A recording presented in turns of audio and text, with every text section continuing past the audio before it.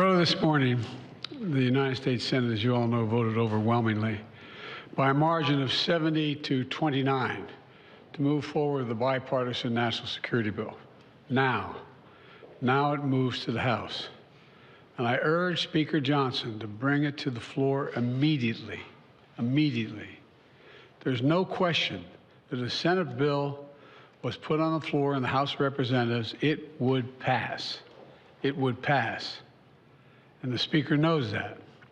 So I call on the Speaker to let the full House speak its mind and not allow a minority of most extreme voices in the House to block this bill even from being voted on.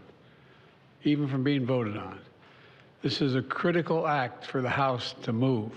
It needs to move. The bill provides urgent funding for Ukraine so it can keep defending itself against Putin's vicious onslaught. We've all seen the terrible stories in recent weeks.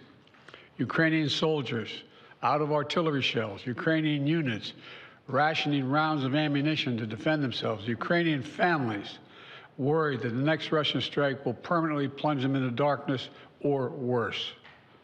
This bipartisan bill sends a clear message to Ukrainians and to our partners and to our allies around the world. America can be trusted. America can be relied upon. And America stands up for freedom. We stand strong for our allies. We never bow down to anyone, and certainly not to Vladimir Putin. So let's get on with this.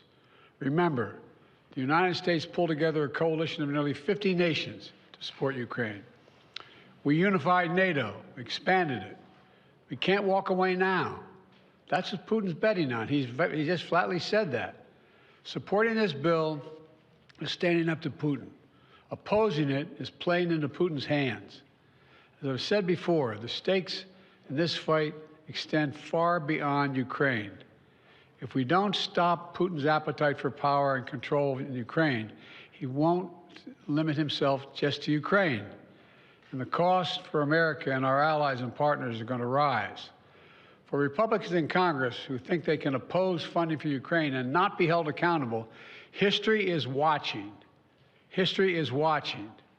History is watching. Failure to support Ukraine at this critical moment will never be forgotten. I want to be clear about something, because I know it's important to the American people. While this bill sends military equipment to Ukraine, it spends the money right here in the United States of America, in places like Arizona, where the Patriot missiles are built, in Alabama, where the Javelin missiles are built, in Pennsylvania, Ohio, and Texas, where artillery shells are made. And the way it works is we supply Ukraine with military equipment from our stockpiles, and then we spend our money replenishing those stockpiles so our military has access to them. Stockpiles that are made right here in America by American workers.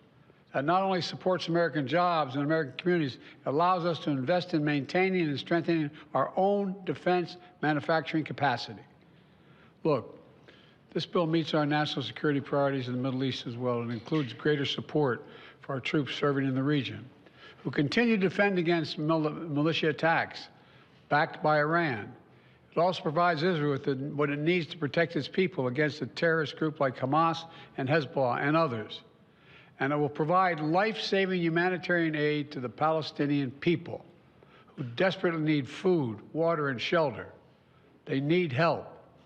And finally, this bill includes critical funding for our national security priorities in Asia, because even as we focus on the conflicts in Gaza and Ukraine, we must not take our eye off our national security challenges in the Pacific. It's the responsibility of a great nation, and we are a great nation that the rest of the world looks to. And I mean that. The rest of the world looks to us. The stakes are already high for American security before this bill was passed in the Senate last night. But in recent days, those stakes have risen. And that's because the former president has sent a dangerous and shockingly, frankly, un-American signal to the world.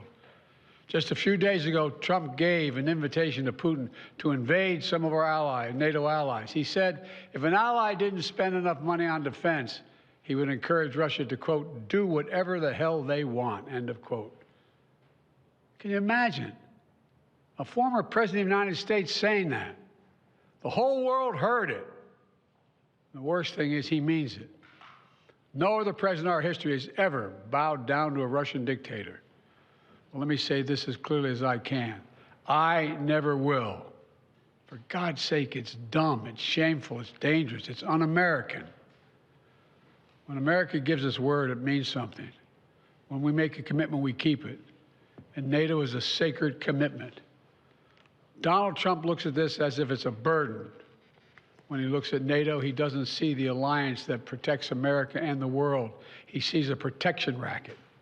He doesn't understand that NATO is built on fundamental principles of freedom, security, and national sovereignty. Because for Trump, principles never matter. Everything is transactional. He doesn't understand that the sacred commitment we've given works for us as well. In fact, I would remind Trump and all those who would walk away from NATO, Article 5 has only been invoked once, just once in our NATO history, and it was done to stand with America after we were attacked on 9/11. We should never forget it. You know, our adversaries have long sought to create cracks in the alliance. The greatest hope of all those who wish America harm is for NATO to fall apart. And you can be sure that they all cheered when they heard Donald Trump and heard what he said. I know this, I will not walk away. I can't imagine any other president walking away. For as long as I'm president, if Putin attacks a NATO ally, the United States will defend every inch of NATO territory.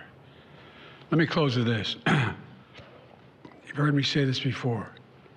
Our nation stands at an inflection point in history, where the decisions we make now are going to determine the course of our future for decades to come.